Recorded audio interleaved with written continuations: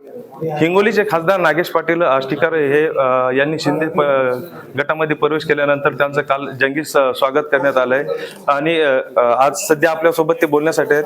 साहेब मला सांगा, काल आपण शिंदे शिवसेनेमध्ये प्रवेश केलेला आहे, काय भावना होत्या? आता सगळ्या चॅनलला सांगून सांगून थकलो की भाई आता ते तोंडाचं पाणी सगळं सुकून झालं बोलून बोलून. मी विकास निधी मिळावी, सर्वसामान्य लोकांचे रखडलेले कामं ऑफिसेसमधले कामं व्हावेत या सद्भावनेने गेलेला माणूस आहे. आज काँग्रेसचे प्रदेशाध्यक्ष आलेले होते, ते म्हणाले आहेत की खोक्यासाठी केवळ गेलेले आहेत खासदार. त्यांनीच आणून दिला असेल आमच्याकडे खोका, म्हणून तेव्हा माहित असेल त्यांना खोका किती आणून काय. काही मतदारांची नाराजी आहे, आपण कशा पद्धतीने दूर करणार आहात?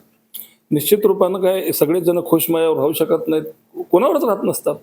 त्यामुळे जे कोणी लोक नाराज असतील, जे माझ्यासोबत होते, त्यांना मी मनवण्याचा प्रयत्न नक्की करेल. आणि मला नाही वाटत की माझ्यावर असं कोणी काही फार नाराजी वगैरे व्यक्त केली म्हणून. कारण काल जर तुम्ही पाहिला असेल तर सगळ्याच लोकांनी मनाभावातून काल येऊन माझं स्वागतही केलं, अभिनंदनही केलं आणि सगळेजण आम्ही तुमच्यासोबत आहो म्हणून सगळ्यांनी ते सिद्धसुद्धा केलं. आता सातत्यानं सगळे लोक येत आहेत, भेटत आहेत. आणि जे कोणी लोक नाराज असतील त्यांच्यासाठी सुद्धा मी सांगितलं की जर समजा माझ्यासोबत जरी येणार नसतील तरी मी आयुष्यभर त्यांच्यासोबत राहीन. कारण माझ्या निवडणुकीमध्ये त्यांनी खूप मेहनत केली आहे. त्या सगळ्या लोकांसोबत मी निश्चित आहे आणि त्यांच्यासाठीच मी हे पाऊल उचललेलं आहे. काल नाराज गटाने राडा देखील केलेला एक व्हिडिओ व्हायरल होते. किती जणांचा व्हिडिओ व्हायरल होता, तुम्ही जर व्हिडिओ बघितला असेल तुम्ही तर बघा, ते की 20-25 जण होते आणि मी तिथं थांबणार सुद्धा होतो, पण पोलीस प्रशासनाने मला विनंती केली की थांबू नका, हे आजच्या घडीला ठीक नाही राहणार. मी लगेच तिथून त्यांना सगळ्याला फोन केला, तर त्यांचं म्हणणं असं होतं की बाबा मला भारतवरून प्रेशर आहे साहेब, म्हणून आम्ही सगळे मुख्य पदाधिकारी येऊन तुम्हाला काळे झेंडे दाखविले, माफ करा पण फारच वरून प्रेशर होतं म्हणून आम्ही असं केलं. आणि काय वाटते तुम्हाला, समजा ते जे काही विरोध होत होता ते 20-25 माणसं होते, तुम्हाला माहिती आहे की 400-500 गाड्या होत्या इकडं स्वागताला आल्या. समजा तर काही जर झालं असतं तर काय होऊ शकत होतं. काल शिंदे साहेबांनी आपली स्तुती केलेली आहे, ओपनिंगचा बॅटमॅन म्हणून आपल्याला हे केलेलं आहे आणि शेवटी नागेश म्हणून देखील तो आपला हे केलेला आहे. नेमकं यामागे लॉजिक काय आहे? निश्चित माझ्यापेक्षा फार सिनियर आता माझे ज्येष्ठ बंधू असल्यासारखे आता, आणि ते काय मला आजपासून नाही आहे, तर फार खूप वर्षापासून मला ते ओळखतात. त्यामुळे त्यांनी त्याचे विधान माझ्यात काही गुण पाहिले असतील तर म्हणले असतील. आपण उद्धव साहेबांशी या आधी जाण्यासाठी बोलणं काय आधी झालेलं होतं काय?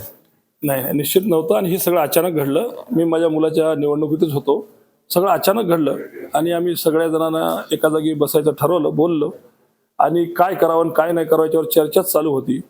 पण तेवढ्यामध्ये राऊत साहेबांच्या विधानामुळं मला तर काही वाटलं नाही, पण संख्या सोबतीने मग अचानकच त्यांनी निर्णय घेतला की मला आता वापस तिथं थांबून किंवा आपण इथं थांबलो तरी आपला काय मान सन्मान नाही आहे किंवा अशा पद्धतीने जर बोलत असतील तर मग आपण थांबायचं नाही, म्हणून ते उठले आणि निघायला लागले. आता सगळेच गेल्याच्या नंतर विषय नव्हता आणि मी सुद्धा विकास कामासाठी वारंवार तिकडे जातच होतो, बोलतच होतो, सगळ्यांना मी माझ्या परीनं करतच होतो.